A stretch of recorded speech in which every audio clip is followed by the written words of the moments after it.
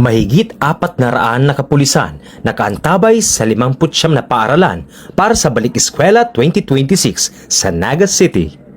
Ngayong June 8, 2026 bilang bahagi ng paghahanda para sa pagbubukas ng klase ngayong Balik Eskwela 2026, naglatag ang Naga City Police Office ng 400 na kapulisan sa 59 na pampubliko at pribadong paaralan sa buong lungsod upang tiyakin ang kaligtasan at kaayusan ng mga mag-aaral, guro, magulang at iba pang mamamayan. Nakaantabay ang mga pulis sa mga Police Assistance Desk na inilagay sa mga pangunahing pasukan ng paaralan upang agarang makatugon sa anumang pangangailangan, insidente o katanungan ng publiko.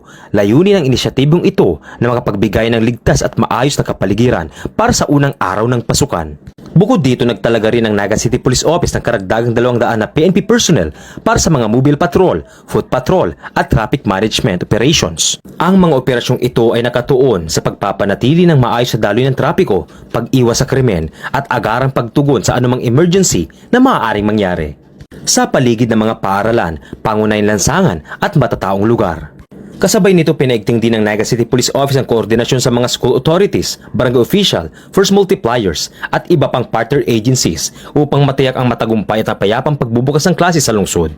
Ayon sa Naga City Police Office, ang deployment na ito ay bahagi ng kanilang patuloy na suporta sa programang Balik Eskwela 2026 at patunay ng kanilang pangako na pangalagaan ng kapakanan ng bawat mag-aaral at mamamayan sa pamagitan ng mas pinaigting na police visibility at public safety operations.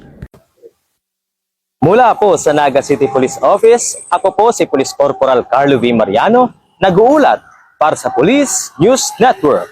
Bagong PNP para sa bagong Pilipinas, serbisyong mabilis, tapat at nararamdaman.